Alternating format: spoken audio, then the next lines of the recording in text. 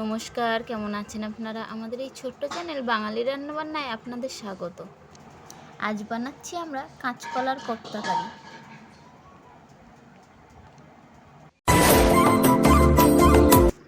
কাঁচকলার কোপ্তার জন্য আমরা কাঁচকলার আলুটা নুন আর হলুদ দিয়ে সেদ্ধ করে নিয়েছি। তারপর আমরা খোসাগুলো ছাড়িয়ে নিয়েছি। এবার এগুলো আমরা হাত দিয়ে মেখে নেব।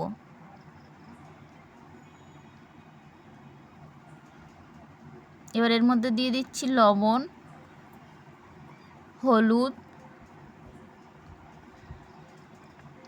সামান্য একটু জিরের গুঁড়ো, দিয়ে দিচ্ছি 2 চামচ পরিমাণে বেসন,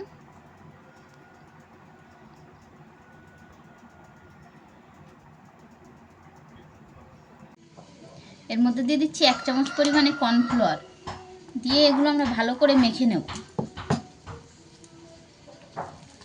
কিছু আমি ভালো করে মেখে নিয়েছি। এবার আমি হাতে একটু তেল মাখিয়ে এগুলো গোল গোল করে নেব, কোপ্তার আকারে গড়ে নেব।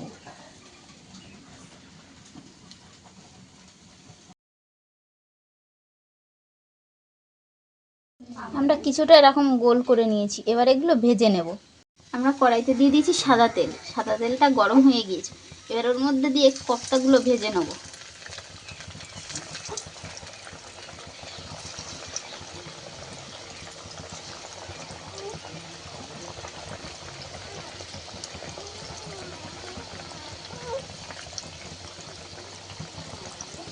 কোপ্তাগুলো আমরা লাল করে ভেজে তুলে নিয়েছি।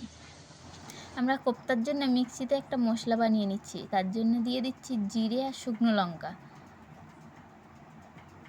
দিয়ে দিচ্ছি 1 চামচ পরিমাণ সর্ষে। এবার দিয়ে দিচ্ছি কেটে রাখা টমেটো।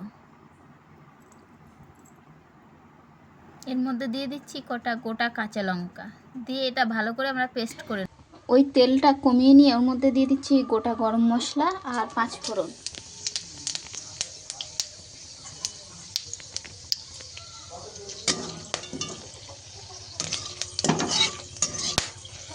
বেটে রাখা মশলাটা দিয়ে দিচ্ছি।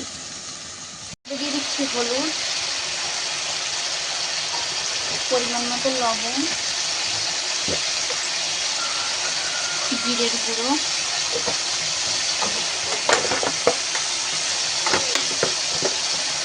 আর দিয়ে দিচ্ছি স্বাদ মতো চিনি।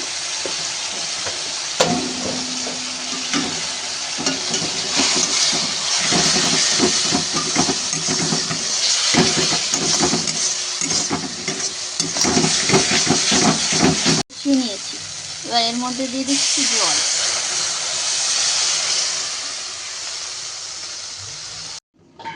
ঝোলটা আমাদের ফুটে উঠেছে। এবার এর মধ্যে দিয়ে দেবো ভেজে রাখা কোপ্তাগুলো। এবার এটা আমরা কিছুক্ষণ ফুটিয়ে নেব।